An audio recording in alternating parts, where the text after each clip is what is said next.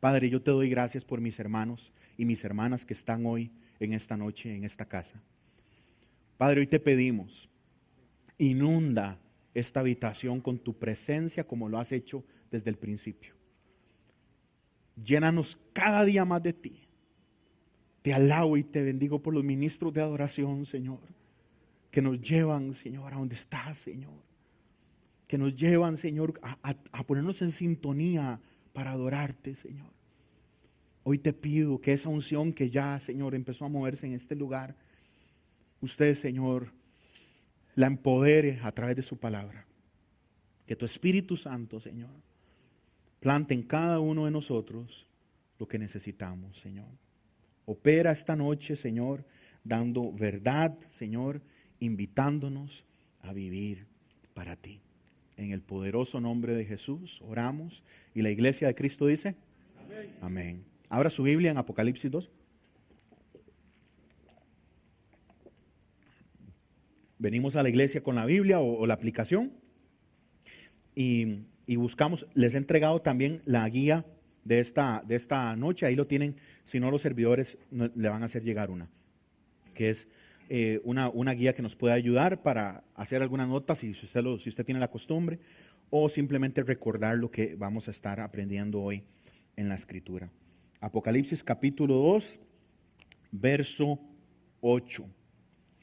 El tema de esta noche es sin miedo y sin compromiso con el mundo. Sin miedo y sin compromiso con el mundo.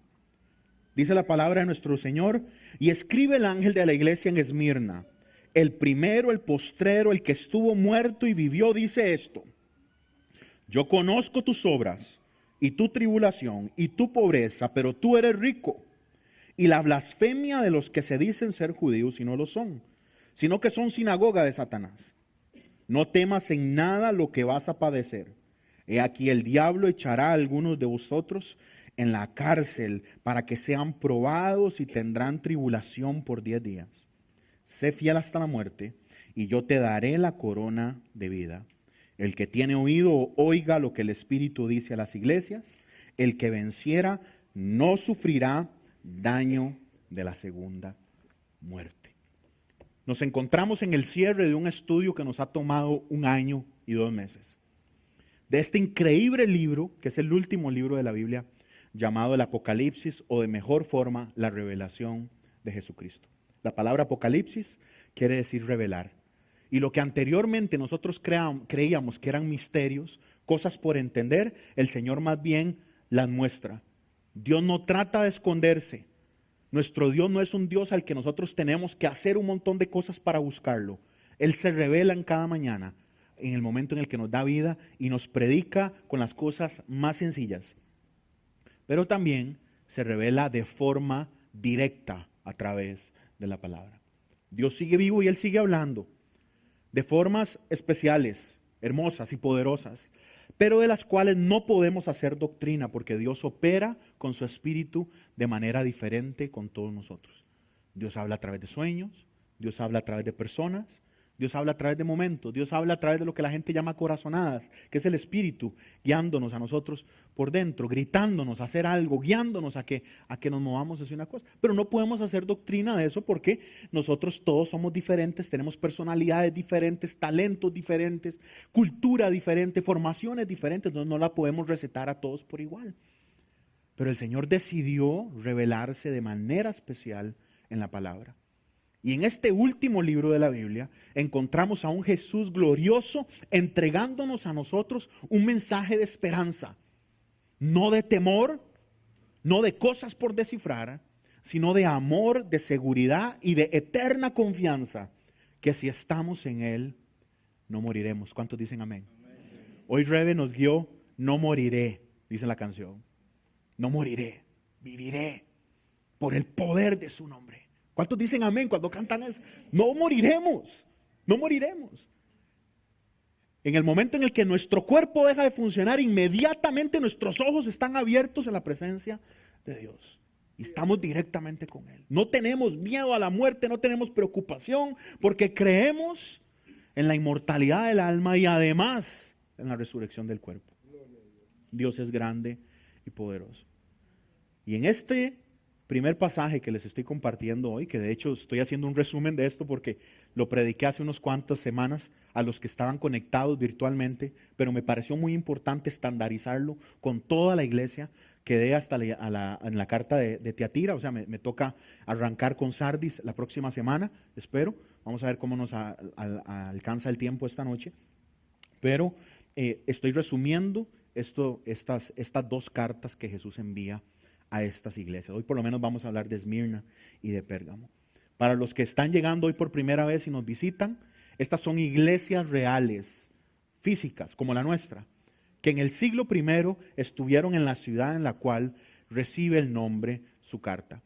Son iglesias como nosotros, que el liderazgo, ejemplificado en un pastor, recibe un mensaje del Señor con una expectativa de Dios, con una guía, con una corrección o inclusive con un regaño fuerte. Y en el caso de Esmirna, el Señor ve a una iglesia que está siendo perseguida, que está siendo acechada, y vean la forma en la que se revela el Señor en el verso. Vive, dice esto. Jesús se revela a cada uno de nosotros como lo necesitamos. Y la forma en la que se revela a esta iglesia es: yo soy el que vive. Esta iglesia estaba sufriendo persecución brutal. Cada día, cada culto venía menos gente, pero no era por pecado del pastor o no era porque la iglesia era aburrida. Venía menos gente porque mataban a los miembros. Es el momento en el cual se prueba realmente de qué estamos hechos. Y entonces el Señor se revela a esta iglesia como el que vive. Todo lo que usted está buscando, todo lo que usted necesita, todo lo que usted sueña, lo que usted desea, todo lo que usted espera ver, todo lo que usted añora para su vida, para sus hijos, para su futuro, todo eso solo Dios lo puede proveer. Usted puede tratar de construir un montón de cosas con su conocimiento, con sus fuerzas, con su dinero, con su influencia. Puede lograr muchas cosas porque somos muy capaces los seres humanos. Somos muy capaces.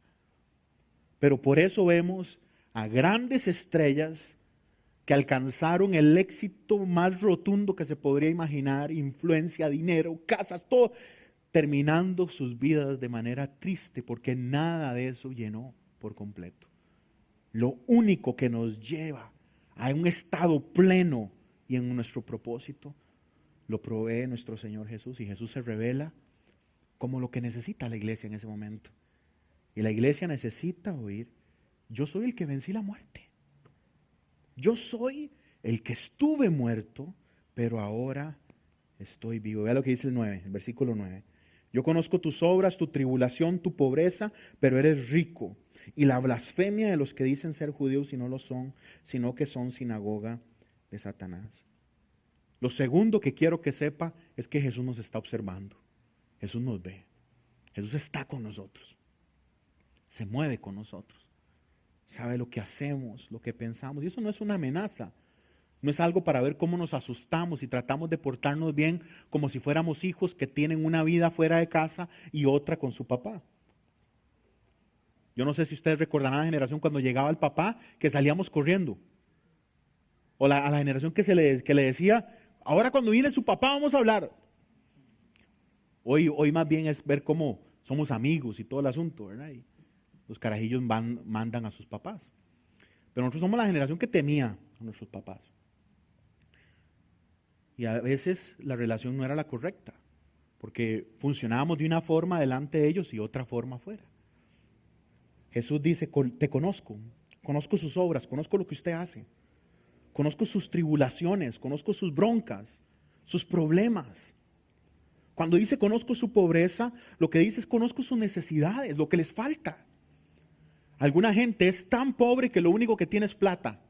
Cuando hablamos de pobreza no me refiero a dinero, sino a las necesidades que tenemos. Todas las falencias que tiene nuestro espíritu, que tiene nuestra alma, nuestros deseos, nuestra forma de pensar, nuestra forma de movernos, de actuar.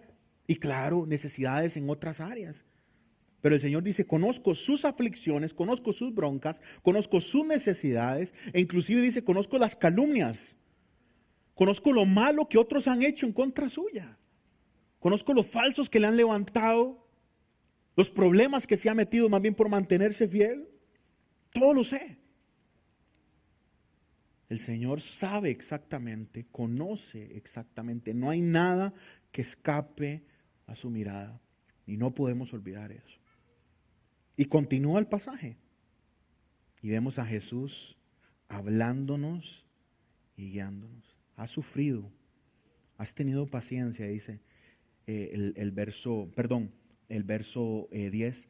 Dice, no temas, en nada lo que vas a padecer. Jesús se acerca diciendo, los conozco, y empieza a confortar. Como amigo, hermano que es, amoroso que es, se acerca a esta iglesia que le falta todo, que tiene una carencia en todo sentido, y les dice, ustedes son ricos. ¿Cómo en el pensamiento de Dios alguien que no tiene nada es rico? ¿Cómo en el pensamiento de Dios alguien que le faltan las cosas es una persona pudiente? Nos lo responde Mateo capítulo 5, usted lo tendrá en pantalla. La palabra de nuestro Señor Jesús. Dichosos los perseguidos por causa de la injusticia, porque el reino de los cielos les pertenece. Dichosos serán ustedes cuando por mi causa la gente los insulte, los persiga y levante contra ustedes toda clase de calumnia. Alégrense y llénense de júbilo, porque les espera una gran recompensa en el cielo. Así también persiguieron a los profetas que los precedieron a ustedes. ¿Por qué Dios, cuando ve a una persona que le faltan todas las cosas, pero que está conectado a Él, lo ve con todas las carencias y le dice, usted es rico? Y es porque nosotros tenemos los anteojos del mundo. Y para nosotros alguien pudiente, influyente, es alguien que tiene poder adquisitivo, alguien que tiene muchos amigos, alguien que tiene conexiones, que necesita un favor y agarra el teléfono y llama a un diputado y llama a alguien influyente y mueve las circunstancias a su favor.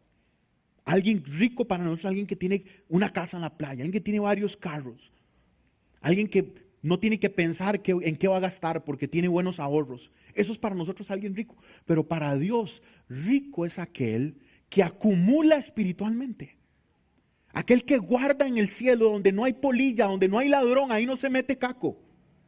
Ahí no se mete ningún tipo a ver cómo nos roba lo que tenemos. Ahí no se pierde, no se corroe, no se pudre absolutamente nada. Y entonces Dios ve a gente que no tiene absolutamente nada, pero una fe sólida, como personas absolutamente millonarias. Y Jesús le dice a esta iglesia, ustedes son ricos. Ustedes son ricos. Nosotros tenemos que ser honestos como familia de la fe. Hay lugares donde la relación depende de la influencia que usted tenga, el dinero que usted tenga. Es como que si el pastor estuviera viendo en el carro en el que usted viene. Al rato lo debe todo y todo, pues es un chuzo y voy a saludarlo.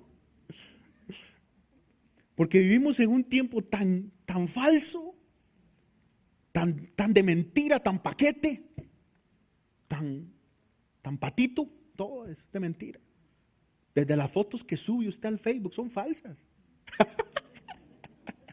¿No le ha tocado conocer a alguien por Facebook primero y luego en persona y decir, pero qué le pasó? Usted no tiene que decirle hace cuánto se tomó esa foto, sino que tiene que decirle hace cuántos kilos.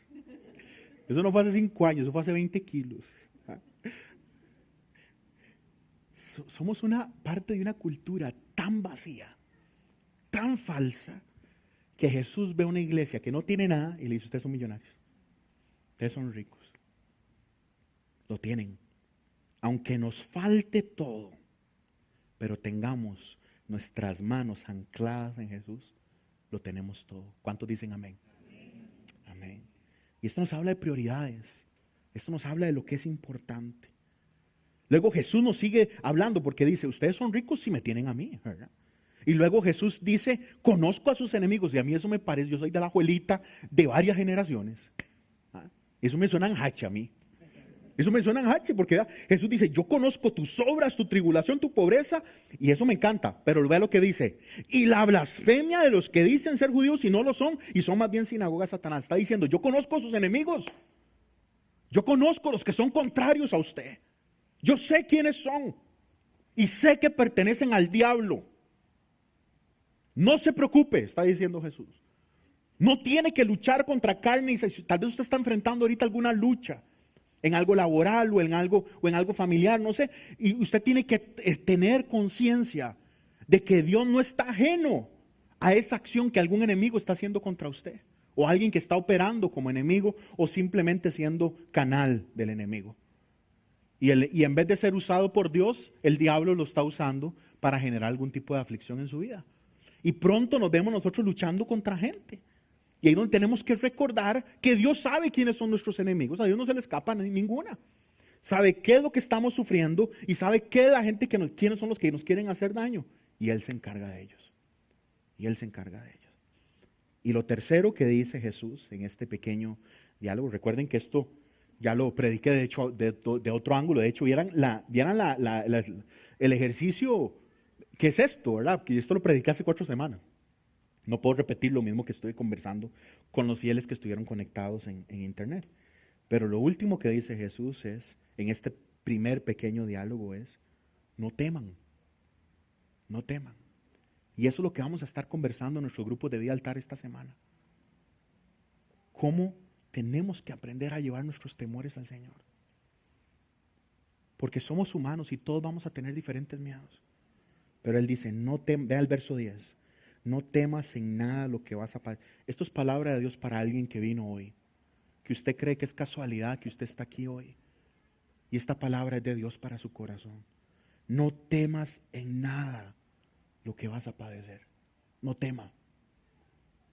Vea lo que le dice específico a la iglesia en Esmirna. El diablo echará a algunos de ustedes en la cárcel para que ustedes sean probados y tendrán tribulación por 10 días. Dios nunca prometió una vida libre de problemas. Si a usted le vendieron eso, lo requete estafaron. Y devuélvase para reclamarle a ese pastor o a esa pastora.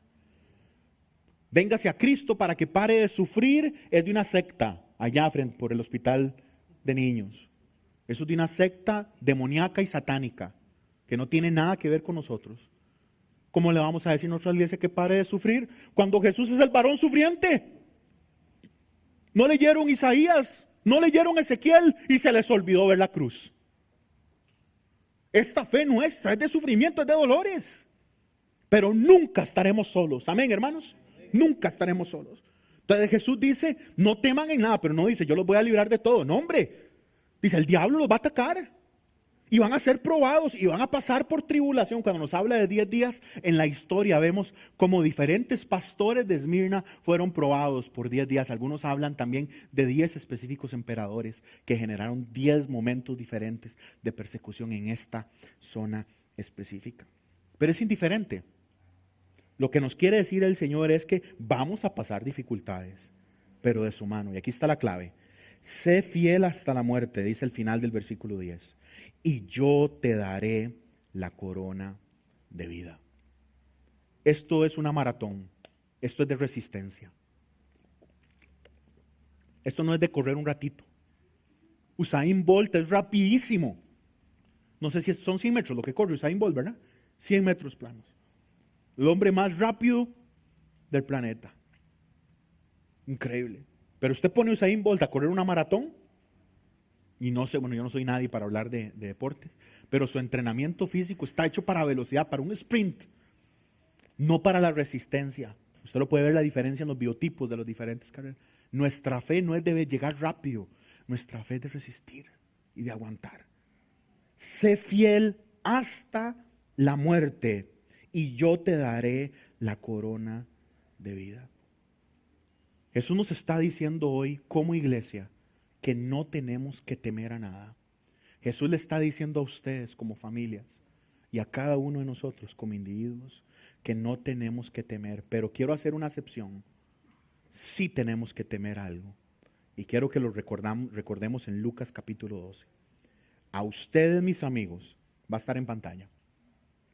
Les digo que no teman a los que matan el cuerpo, No le tenga miedo a asesinos y ladrones y choriceros, no le tenga miedo a ellos. Pero después no pueden hacer más. Les voy a enseñar más bien a quién deben temer. Teman al que después de dar muerte tiene poder para echarlos al infierno. Sí, les aseguro que a él deben temer. ¿Qué es lo que nos dice Jesús hoy? No le tema miedo a nada más que a mí.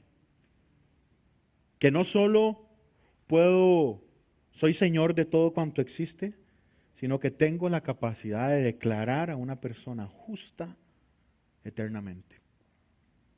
Lo otro que nos dice Jesús con esta pequeña carta es una advertencia.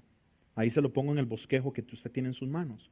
Jesús viene y nos advierte, y usted lo puede ver conmigo en el versículo 11 de esa pequeñísima carta a Esmirna. El que tiene oído, oiga lo que el Espíritu dice a las iglesias. Al que venciera, no sufrirá daño de la segunda muerte. Jesús advierte que tenemos que estar atentos, y luego Jesús promete. Este Dios que nosotros tenemos es amor perfecto y amor puro. Nos advierte y al lado dice, si usted sigue mis palabras, no morirá nunca. No tema, confíe. Cuando tenga necesidades, confíe plenamente en mí. Sigamos en el pasaje porque hoy lo que estoy haciendo es un breve resumen. Apocalipsis capítulo 2, versículo 12.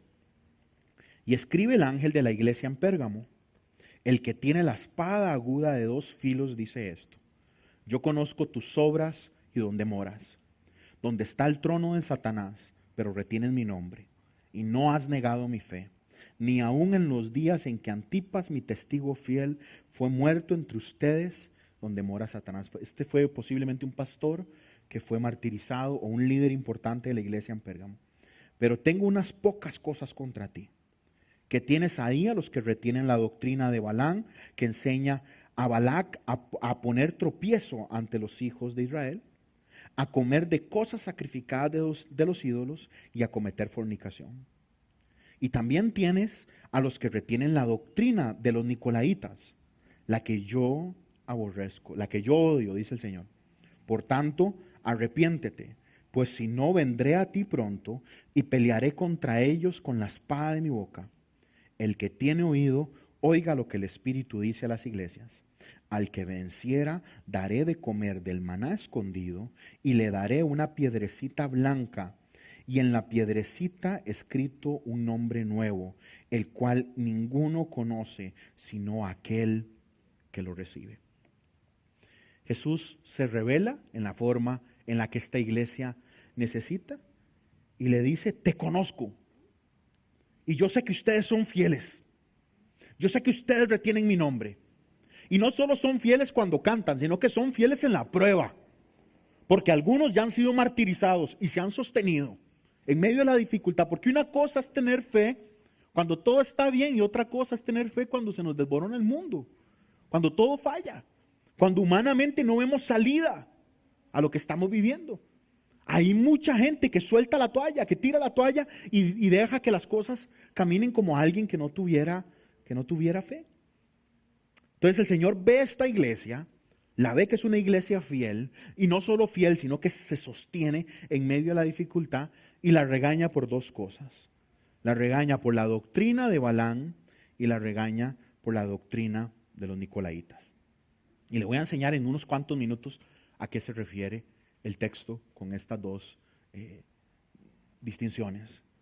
La primera nos recuerda a un personaje del Antiguo Testamento, un personaje rarísimo.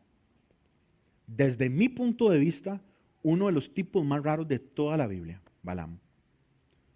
Junto con el personaje precioso de Melquisedec, uno de los perfiles más ocultos, digamos, más extraños de todos los personajes que tenemos en la Escritura, especialmente en el Antiguo Testamento. Era como un brujo, la palabra nos dice que era como un adivino, algunos inclusive han predicado diciendo que era profeta, porque les confunde un par de momentos en el que Balaam se acerca y se comunica con Yahvé, con nuestro Señor Dios Todopoderoso. con el que vive y reina, que es el mismo Jesucristo y que es el Espíritu Santo. Es un Dios perfecto y completo en tres personas, pero que en el Antiguo Testamento, por el tiempo en el que se estaba enseñando y el tiempo que se vivía, entendemos una revelación progresiva de Dios. Conforme el pueblo va caminando, el Señor va revelando y va mostrando hasta que la revelación se completa con el amén en Apocalipsis. Ya no hay nada que agregarle a esto, absolutamente nada. Pero en un tiempo estaba en construcción todo lo que usted y yo tenemos en nuestras manos como Sagradas Escrituras. Entonces Balaam es un personaje rarísimo, que Balac, el rey de uno de los pueblos más cercanos en Canaán, especialmente ahí por la zona de Edom, pero directamente Moab, se levanta y ve que el pueblo de Israel quiere pasar por su tierra y se van a sentar cerca. Y es como que usted viera llegar 1,000,000 y pico de vecinos a la par de donde usted está. El biblista más conservador habla de 1,000,000 de personas que salieron de Egipto. Y entonces de la nada llega esta multitud y Balac quiere vencerlos, pero no tiene la capacidad de ganarles. Entonces se le ocurre buscar a Balaam para que Balaam maldiga al pueblo de Israel. Y entonces lo trata de comprar con riquezas, con vestidos, con cosas, con influencia. Y entonces tipos importantes van a la casa de Balaam a buscarlo para que él llegue y maldiga a Israel. Lo extraño de este personaje es que Balaam conoce a Jehová y tiene acceso a Yahvé. Puede llegar a él, conversa con él. Esa es la parte extraña que son los pasajes en los cuales nosotros nos centramos los días martes a estudiar. Y entonces Balaam llega, toda esta historia está en el libro de Números, y en varias ocasiones decide no hacerlo porque Jehová se lo prohíbe. Pero en un momento, a la tercera vez que llegan los enemigos, lo convencen con plata, con dinero, con influencia. Y entonces Balaam llega, sube una montaña y va a maldecir al pueblo de Israel. Pero cada vez que lo iba a maldecir, lo bendecía. Y cada vez que iba a decir algo malo, lo que hacía era decir palabras lindísimas, buenísimas. Dios no permitió que Balaam, entonces Balaam le dice, ¿qué estafa usted? Porque supuestamente yo le dije que llegara a hablar mal y usted más bien llega y los bendice y no hay forma. Y entonces cuando Jesús nos está diciendo ahorita, doctrina de Balaam, lo que se refiere es que Balaam vio que era imposible maldecir a un hijo de Dios. Y esto es muy importante que usted lo sepa. No puede haber creyentes que caminen pensando de que están malditos. Yo he escuchado gente diciendo que yo creo que me hicieron brujería. Y yo le digo, ¿usted es creyente? ¿Usted es creyente? Porque si usted es creyente y está en Cristo y camina en santidad, no hay brujería que pegue. No hay brujería que pegue. ¿Que la brujería funciona? Claro que sí. Que existe definitivamente y por eso Dios la prohíbe. ¿Por qué Dios la prohíbe? Porque hay poder ahí en lo oculto. Hay poder en todos estos movimientos satánicos sin duda alguna. Y el Señor prohíbe que nos lleguemos a esa espiritualidad maligna y manchada por poderes demoníacos. Entonces Balaam dice, no, esta gente es imposible de maldecir. Yo no puedo maldecir al pueblo de Dios. No lo puedo hacer. Y entonces tiene una idea. Y se le ocurre decirle a su rey, hagamos una cosa. Saque a las muchachas más lindas de Moab y de todos los pueblos y póngalas entre las montañas. Y que las muchachas estén dispuestas, ya tú sabes, ¿verdad?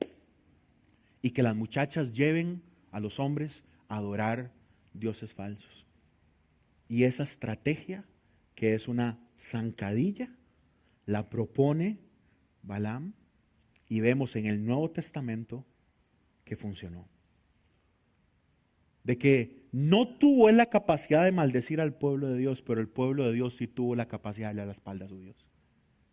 A través de sus tentaciones y a través del pecado. Tomen las mujeres hermosas y díganle que empiecen a buscar a los hombres y usted empieza a hacer una mezcolanza aquí, empieza a meter lo que le pasó a Salomón, empieza a meter un montón de cultos, un montón de religiones, de filosofías, de ideas y rápidamente desde adentro destruye. Y eso es lo que está haciendo el Islam hoy en día en Europa. Y eso es lo que ha hecho Satanás a través de todos los tiempos.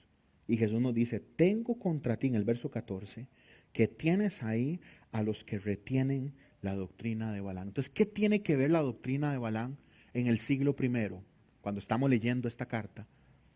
Es aquellos movimientos que permitieron la introducción del paganismo dentro de la iglesia. ¿Qué tiene que ver la doctrina de Balaam en el siglo XXI en el que estamos nosotros? Todo movimiento que permite que dentro de la iglesia se mueva filosofía. Espero que me tenga la suficiente compasión para entender lo que le voy a decir.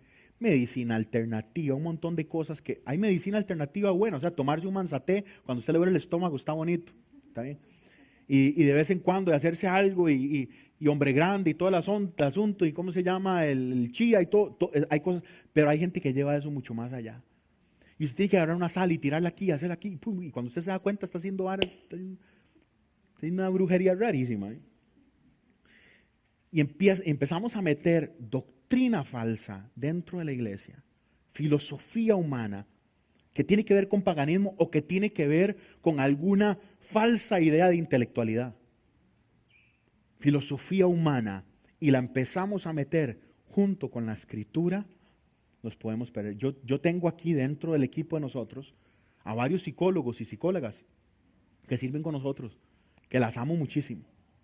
Y dentro de equipos pastorales que me muevo, otros psicólogos que amo y quiero muchísimo, pero los psicólogos cristianos entienden de que mucho de lo que dice la psicología, la Biblia lo dice total y absolutamente de forma contraria. Y hoy en día vivimos un tiempo donde la psicología trata de imponer cosas en nosotros que son total y absolutamente antibíblicas, absolutamente. Y poco a poco empezamos a abrirle puertas a ideas humanas. Eso es lo que se refiere Jesús con la doctrina de Balaam, que es poquito a poco hacer compromisos, aprender cosas. Y cuando digo aprender no es de conocimiento, sino aprender con H, dejarme cosas. Cuando yo aprendo algo y me lo llevo y me lo dejo un rato y se convierte en lo que soy. Y lo mismo cuando dice la doctrina de los nicolaitas. Los padres de la iglesia, me refiero a hombres que escriben en el siglo I y II, nos dicen de que eran seguidores de aquellos que predicaban una cosa pero vivían de otra forma. Y esa enseñanza Jesús sencillamente la odia. Entonces Jesús le dice a Pérgamo, yo los conozco, sé que ustedes son fieles, se sostienen hasta el martirio, pero tengo contra ustedes que tienen gente adentro, que tienen personas adentro que están permitiendo que se metan ideas humanas, que se metan filosofías dentro de la iglesia. Y Jesús dice en el verso 16, por lo tanto arrepiéntete, pues si no vendré a ti pronto y pelearé contra ellos con la espada de mi boca. Pérgamo estaba luchando en el tiempo que se escribe esta carta, la iglesia estaba luchando en contra de la adoración a César, la adoración a Diana, la adoración a grandes deidades griegas, que los romanos lo que hicieron fue copiar el Olimpo griego, le cambiaron los nombres, los barnizaron, cambiaron las estatuas, y entonces la adoración que había en la calle era de manera sexual, con dinero, con ofrendas, de formas diferentes, y entonces contra eso era lo que luchaba, especialmente en el culto al César, al emperador. Pero hoy en día nosotros luchamos contra otro tipo de dioses. Ya no es César, ya no es Diana, ya no es Astarte, ya no es Moloch, ya no es Tlaloc, no es ningún dios de ese tipo. Hoy el amor al dinero es un dios enorme que persigue cada una de nuestras vidas. El amor a la fama, al poder, a mi agenda, a mis cosas. Hay gente que tiene un Dios falso que es súper peligroso. Y escúcheme bien, porque si usted se estaba durmiendo y se despertó ahorita, se puede ir con un mal conocimiento. Pero hay gente que adora a su familia. Adora a su familia. Y nosotros somos una iglesia que quiere enfocarse en la familia. Y trata de enfocarse en la familia. Pero hay gente que dice, no, es que yo necesito mi tiempo, yo voy a pasear, voy para la playa, voy para acá, y no quieren servir porque el servicio requiere sacrificio. Y meterse en una comunidad de fe donde hay que ponerse la camiseta, no, porque yo prefiero ir a un lugar donde yo vaya y salga. Y entonces tenemos ese montón de iglesias enormes, lindísimas, fuertísimas, increíbles, predicadores espectaculares, bandas de lujo, cosas espectaculares. Pero usted llega y se fue, nada más, consumió. Nunca fue protagonista, nunca fue parte de ese culto, esa celebración, porque no quiso meterse más. Hoy luchamos contra el Dios de la comodidad, contra el Dios de mis cosas, de lo que yo quiero. En el momento en el que Jesús está escribiendo esto, hay gente que está muriendo frente a un templo porque no declararon a César Dios y declararon a Jesús Señor, y le cortaron la cabeza, lo echaron a los leones, lo crucificaron. Hoy nosotros estamos luchando frente a diversos dioses y de igual forma nos estamos postrando ante ellos como alguien se postraba delante de César. Postrado delante de sus cosas, de sus deseos, postrado ante la avaricia, postrado ante una red social, postrado ante cualquier cosa tan pequeñita, como un gusto, como un hobby. Por tanto, arrepiéntete, dice el Señor, porque si no, voy a venir pronto. Recuerden que esa palabra es repentino. Es lo mismo que estuvimos hablando con el rapto el día martes. La gente dice, ay, pero usted está diciendo que Jesús viene pronto, pero tiene 2000 años de estar diciendo eso a la iglesia. No, es que se les olvidó que este libro no se escribió en español, no se escribió en castellano, se escribió en griego. Y lo que está diciendo es, vengo de manera repentina. No es que vengo pronto. Yo sé que el pronto para él, entonces ahí nosotros agarramos, para él 1000 años es un día, pero no, lo que él está diciendo es que yo vengo en cualquier momento, en cualquier instante. Vendré a ti pronto y pelearé contra ellos con la espada de mi boca. Tenemos que arrepentirnos o seremos juzgados. Nosotros no podemos ser una iglesia porque estamos estudiando esto para armar el perfil de la iglesia que Jesús quiere para hacerse amor en acción. El perfil de la familia que Dios quiere para su casa y el perfil de la persona que el Señor quiere dentro de sus filas, como que si fuéramos un ejército y las primeras pruebas son para cumplir específicamente lo que el general quiere o lo que ese ejército específico quiere. Y aquí no estamos viendo a ver cuál es la iglesia que los pastores de esta iglesia queremos, o la que yo quiero, o la que usted quiere, sino es la iglesia que Jesús quiere. Y vimos la semana pasada que lo primero que Jesús quiere es que seamos una iglesia en amor, una iglesia que se ame. Y aquí lo segundo que nos está diciendo este pasaje es que Él quiere una iglesia que no se comprometa con el mundo. Hoy en día los pastores viven una tensión para ver cómo hacen crecer su iglesia para que la iglesia parezca más al mundo. Entonces ver cómo hago yo para que la persona que está afuera no le cueste tanto venir. Cuando más bien hay que generar ese choque diferente, porque para que yo voy a tener lo mismo dentro de la iglesia que lo mismo que yo puedo recibir en cualquier otro lugar. Nosotros no estamos en el negocio de ver cómo culturizamos esta celebración. Nosotros estamos en el negocio de proclamar la palabra de Dios. Esa es nuestra idea. Ese es nuestro llamado. Es la intención de proclamar la palabra de Dios. Y entonces Jesús le dice a esta iglesia, arrepiéntanse. Se han comprometido ustedes. Han dejado ir cosas. Han pasado cosas por alto. Y se comprometieron con el mundo. Hoy Dios nos dice, no incorporen filosofías humanas, no incorporen métodos humanos, no se preocupen por ver cómo son más influyentes, no incorporen nada. No hay nada que añadirle al evangelio. No hay nada que ponerle. No hay teólogo capaz de agregarle algo importante al evangelio. Ni usted ni yo podemos hacerlo. Entonces lo que Dios dice es, no le suman nada, no permitan de que entre nada. Podríamos cambiar métodos y formas y todo el asunto, pero el evangelio tiene que mantenerse. Resistan, crean, confíen. Verso 17. El que tiene oído, oiga lo que el Espíritu dice a las iglesias. Y esa frase la vamos a ver constantemente en las cartas. Y alguien podría decir, ¿qué significa eso? El que tiene oído, todos tenemos oído. El que tiene oído, primero que todo, no todos tenemos oído. Y si usted es un creyente nacido de nuevo, regenerado en el Espíritu, hecho nuevo, fue parido con agua por su mamá y ahora ha vivido un nacimiento espiritual en Dios. A veces tenemos la fecha de ese nacimiento y a veces no. No se preocupe. A veces fue un proceso y no fue muy marcado específicamente la fecha. No se preocupe. Pero hubo un momento en el cual usted se dio cuenta que su vida tenía que ser para el Señor y no para usted. Si usted es un creyente nacido de nuevo, usted tiene ese oído que está hablando Jesús. El que tiene oído, oiga lo que el Espíritu dice. Porque usted ha sido hecho nuevo, nueva en el Espíritu. Y mi amigo, mi amiga, que usted me está visitando hoy por vez primera, o tal vez has estado alejado del Señor, usted puede nacer de nuevo en este preciso momento.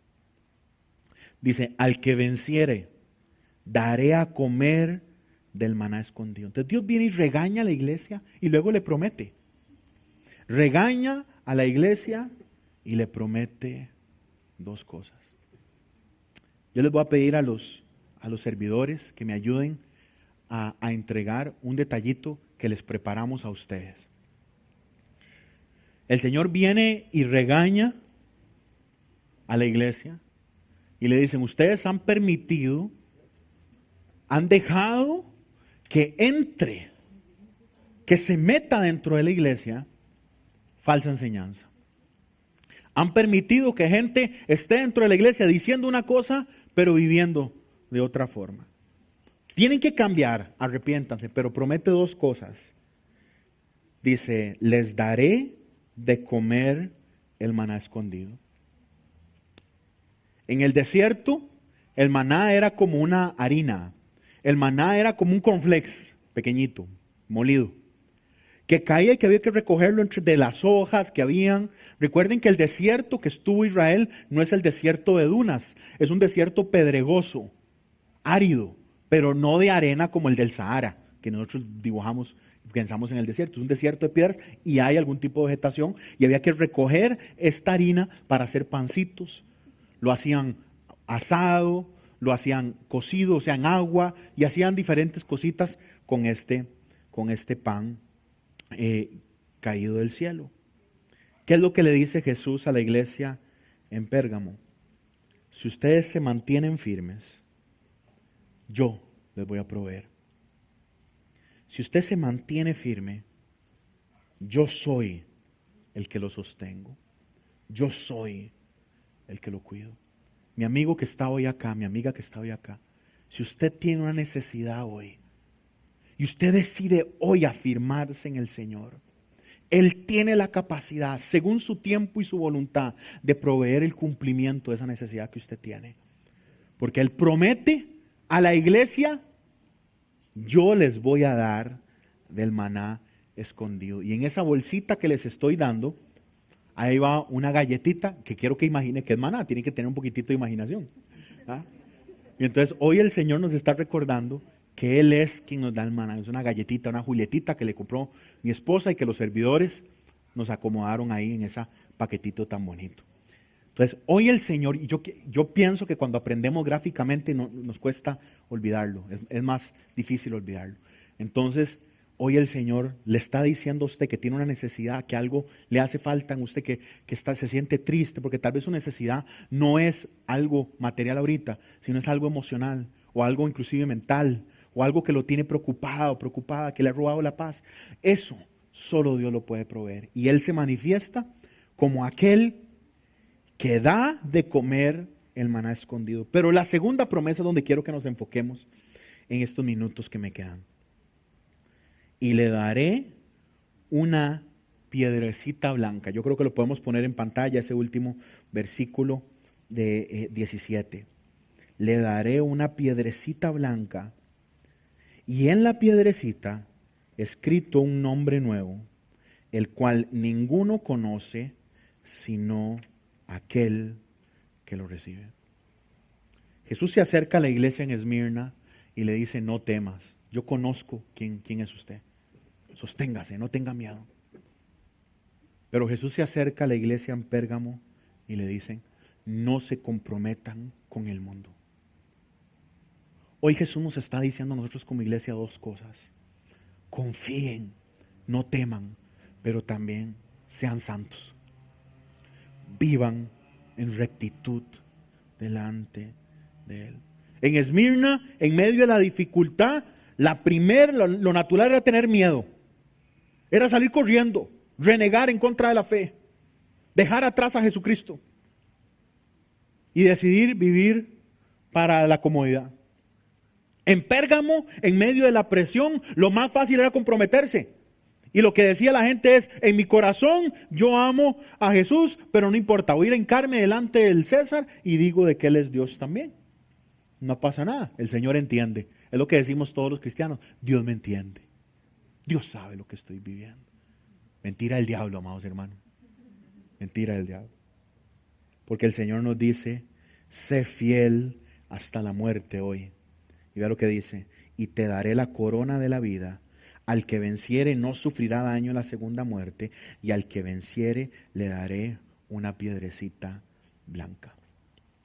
Yo les puse ahí una piedrita blanca preciosa, muy valiosa, que cada una de ellas vale $20,000. Las compré en un vivero con un saco como $1,000. ¿Okay?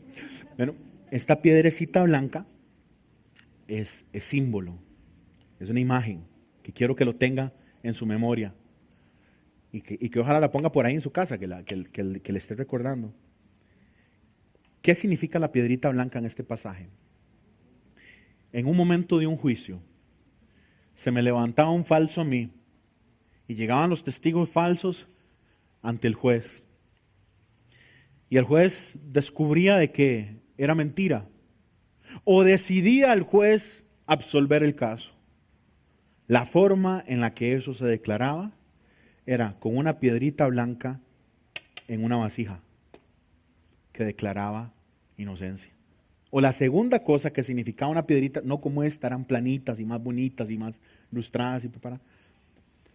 Eran tiquetes a grandes banquetes. Tiquetes a algo importantísimo.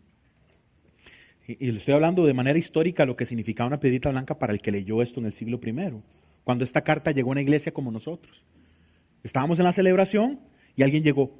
El apóstol Juan mandó una carta en nombre de Jesucristo y todo el mundo leyó el Apocalipsis. Y escuchando, mencionaron el nombre de su iglesia y Jesús le dijo a la iglesia de Pérgamo, si ustedes se sostienen, yo les doy una piedrita blanca y en la piedrita les escribo un nombre nuevo, el cual ninguno conoce sino aquel que lo recibe. Nuestro Dios es un Dios de misterios. Él nos revela absolutamente todo, porque nosotros no lo podemos entender, no nos cabe aquí. Si usted cree que usted lo puede reflexionar, ya eso es un problema suyo. Yo ya he reconocido que yo hay un montón de cosas que no puedo entender y que debo asumirlas y caminarlas en fe. Hago mi trabajo de entender, pero llego hasta un punto, como es el caso de lo que estuvimos hablando al principio, la Trinidad. La Trinidad es algo que llegamos y lo aceptamos por fe, es imposible entenderlo. 1 más 1 más 1 es 3, pero 1 más 1 más 1 es 1 en tema teológico. Y el Señor dice, les doy una piedrita, les escribo un nombre nuevo. Lo que Él está diciendo es relación. Yo les doy un nombre que solo usted y yo conocemos. Como cuando una pareja se empieza a decir gordito, cuchurrumín, esas tonteras que solo la pareja sabe. ¿Verdad? Y entonces el Señor llega y dice, yo les voy a poner un nombre nuevo, hermoso, que solo entre usted y yo. Lo que está diciendo es que usted y yo vamos a tener una relación para siempre. Usted y yo vamos a estar juntos siempre. No teman, ¿sí? No teman. Ustedes me pertenecen. Y a mí me encantan esas dos imágenes de la piedrilla blanca, porque la piedrita que me declara justo en un juicio en el siglo I, Romanos capítulo 3:23 nos recuerda hoy. Por cuanto todos pecaron, están destituidos de la gloria de Dios. Y qué rudo si ese pasaje hubiera quedado ahí. Siendo justificados, dice el 24, gratuitamente por su gracia, mediante la redención que es en Cristo Jesús. ¿Cuántos dicen amén? Vivimos por eso. Vivimos porque fuimos justificados por Él. Porque teníamos que estar en esa cruz por nuestro pecado, por nuestro orgullo, por todo lo que hicimos mal. Y Pablo esto lo entendía también y lleno del Espíritu nos dice, siendo justificados gratuitamente por su gracia. Me encanta que dice gratuito y gracia. Mediante la redención que solo en Cristo Jesús. No por lo que yo pueda hacer, no por lo que yo hice, no, únicamente por lo que Él declara en la cruz del Calvario. Y por eso el día de resurrección haremos una fiesta en este lugar, porque nuestro Señor vive. ¿Cuántos dicen amén? Amén. Siendo justificados gratuitamente. Quiero que entienda algo que tal vez, quiero que se deje este detalle. Jesús no murió para que nosotros vivamos. Jesús no murió para que nosotros vivamos. Suena raro, ¿verdad? La paga del pecado es muerte. Usted y yo vamos a morir. Todo pecador va a morir. Todo pecador va a morir. Hay dos testigos que resucitarán y morirán. Y morirán. Por eso yo creo que esos dos testigos son Enoc y Elías. Pero es otro tema. Pero todo pecador tiene que morir. ¿Qué es lo que pasa para el que está en Cristo? Que Jesús vino para que nosotros muramos en Él. Y como morimos en Él, resucitamos con Él. Todo pecador tiene que morir. Usted y yo vamos a morir. Todo. Pero el que muere en Cristo, el que es crucificado en Él, dice Pablo, resucita con Él. Se levanta en poder en Él. Porque lo merecemos, jamás. Porque Él nos amó. Siendo justificados, el Señor agarró una piedrita blanca y dijo, sí, Arturo, usted es un mentiroso, usted es un ladrón y todos mis pecados que no voy a decir, que en otro momento los he dicho. Y el Señor me dijo, tome, justificado porque se lo merece. No, porque yo lo quiero salvar para mí. Porque yo lo quiero tener conmigo para siempre. Y que los demás, no me refiero únicamente a los humanos, sino que toda la creación grita, qué glorioso es mi Dios. Que salvó a Patricia, que salvó a Alvin, que salvó a Pablo, a doña Flavia, que nos vio en nuestro pecado y no esperó a que cambiáramos, sino que ahí agarró una piedrita blanca y dijo, lo declaro justo porque quiero, es para mí. Y es el que entiende eso, fácilmente se hace esclavo de Jesús.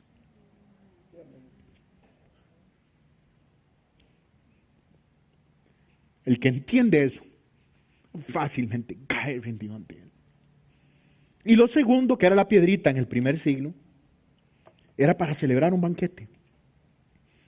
Y en pantalla usted va a ver Apocalipsis 19.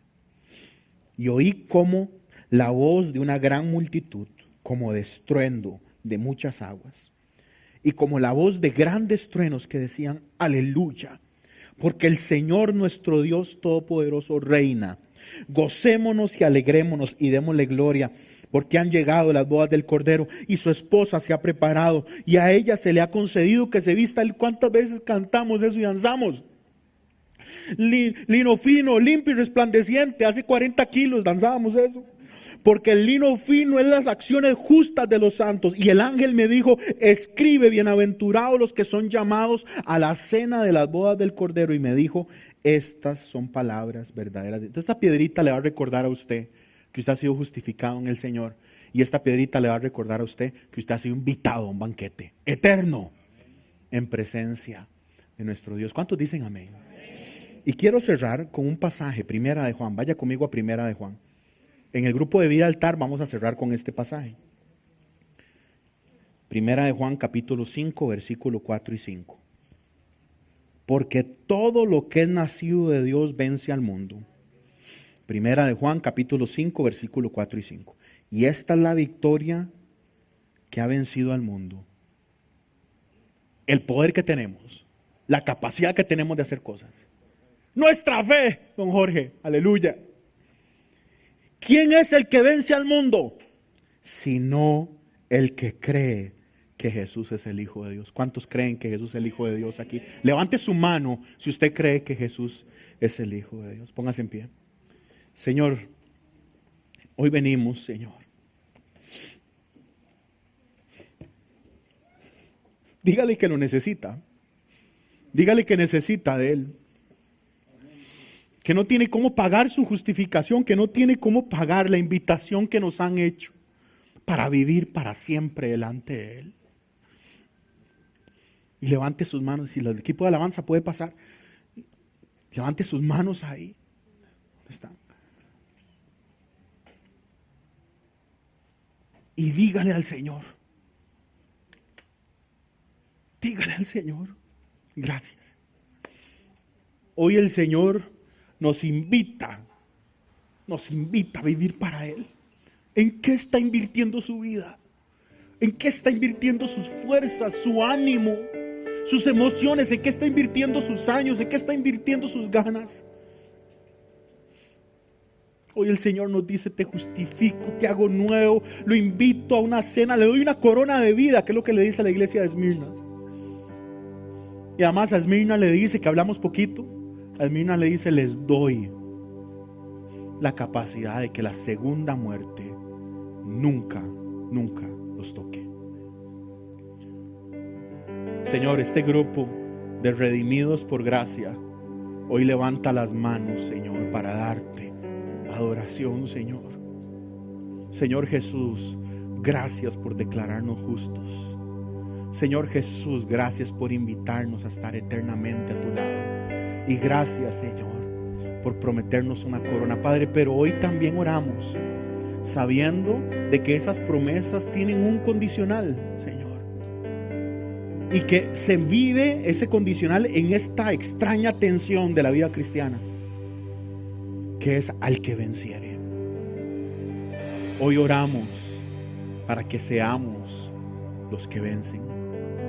Y entendemos, Señor, que los vencedores no son los papudos, no son los que tienen mucha plata, no son los que tienen un montón de títulos, los que tienen un leñazo de influencia. Señor, los que vencen son los que construyen eternamente, Señor. Enséñanos a tener los ojos en el lugar correcto, Señor. Enséñanos a poner nuestras fuerzas en el lugar correcto, Señor. Y guíanos, Señor. Guíanos, Señor, para vivir para ti. Tómese un minuto ahí donde usted está y póngase a cuentas con su Señor. No se vaya igual hoy. Confiese su pecado hoy en este lugar. Entréguele al Señor lo que usted es y reciba del Señor promesa eterna, herencia, nuevo nombre, corona de vida eterna. ¿Cómo no caer rendido ante Él? Converse con Él. Estás aquí, Señor. Estás aquí.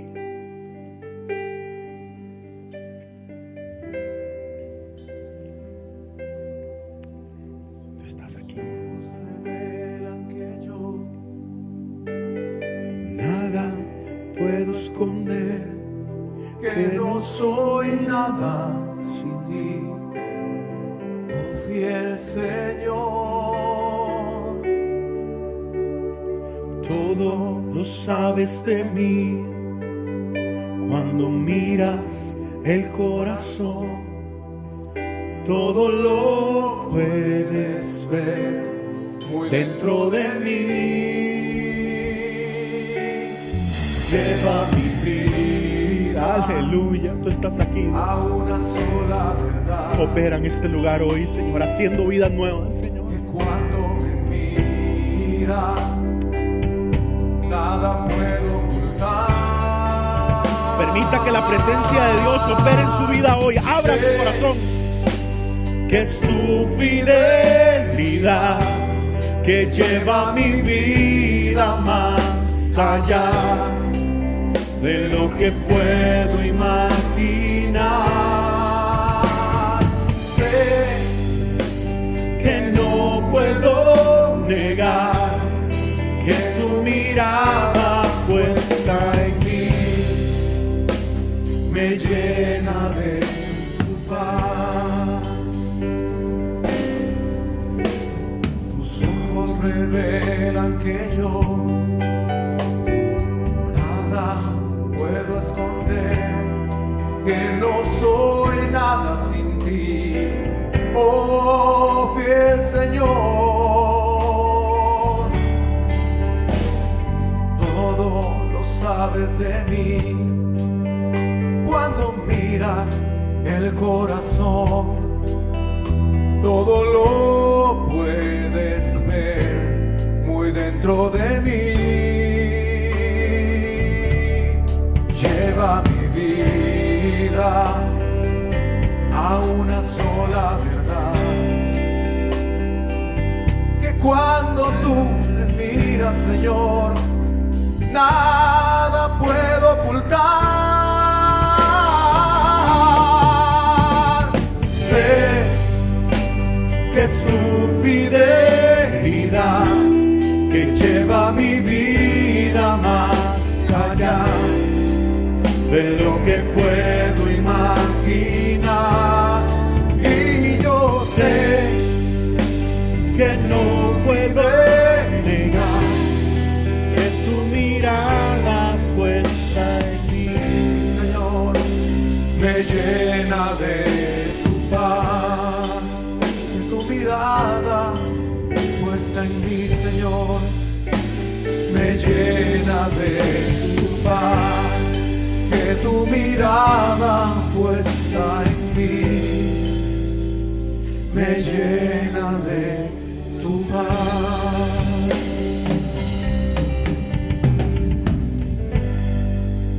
Señor, entendemos que usted nos ha puesto en este mundo con un propósito, pero reconocemos que nosotros no podemos hacer nada solos, Señor. Y hoy, con su mirada posada en nosotros y su espíritu latiendo dentro de nosotros, vivo, Señor, hoy te pedimos que nos ayudes, Señor, a vencer el mundo, Señor, a tener la victoria, Señor, que sobrepasa al mundo, que es nuestra fe, acrecienta nuestra fe, una confianza plena en que usted es Dios, un temor a fallarte, Señor, una necesidad de vivir en santidad, Señor, de vivir para tu gloria. Hoy entendemos lo que dijo Juan en su primer carta, Señor. ¿Quién es el que vence al mundo sino el que cree que Jesús es el Hijo de Dios? Y esta creencia, Señor, no es una palabra que yo digo en un momento, es un estilo de vida. Así que ayúdanos a ser gente que predica con nuestra vida, que creemos en el de Jesús, pero en la forma en la que actuamos, amamos, Señor, en la forma en la que respondemos, en la forma en la que vivimos, Señor. Así que hoy te damos gracias por sus promesas de una corona, de una vida eterna, su promesa de provisión, maná del cielo, y su preciosa promesa de un nuevo nombre escrito en una piedrita, simbolizando que nos limpia, que nos lava, que nos justifica y además que nos invita a vivir eternamente para ti, Señor. Gracias, Señor, porque sabemos, Señor, que solo por lo que usted ha hecho, Señor, todo lo que usted nos ha dado, Señor, es inmedible, Señor. Y todo lo que hay valor en nosotros, Señor, es por usted. Digámosle, sé que es tu fidelidad que lleva mi vida. Declárelo, levante la voz, iglesia. De lo que puedo imaginar, hoy yo sé que no puedo negar que tu mirada puesta en mí me llena de tu paz. Y sé que es tu fidelidad que lleva mi vida más allá de lo que puedo imaginar. Yo sé que es tu fidelidad, que tu mirada puesta en mí me llena de tu paz. Que tu mirada puesta en mí me llena de tu paz. Que tu mirada puesta en mí me llena de tu paz. Levantemos las manos ahí donde estamos. Y no quiero cerrar esta noche sin darle la oportunidad a que usted en su corazón confiese a Jesús como su Señor y Salvador. Así que si usted no lo ha hecho, esta es una oración muy sencilla en la cual yo lo voy a guiar. La oración por sí sola no tiene nada de magia, ninguna magia, pero lo que requiere es un solo elemento, es humildad. Y despuesito de eso vamos a orar por aquellos que ya han proclamado a Jesús su Rey, pero su vida ha dicho otra cosa. La forma en la que viven demuestra de que el Rey es otro, de que el Rey son ellos, otra persona.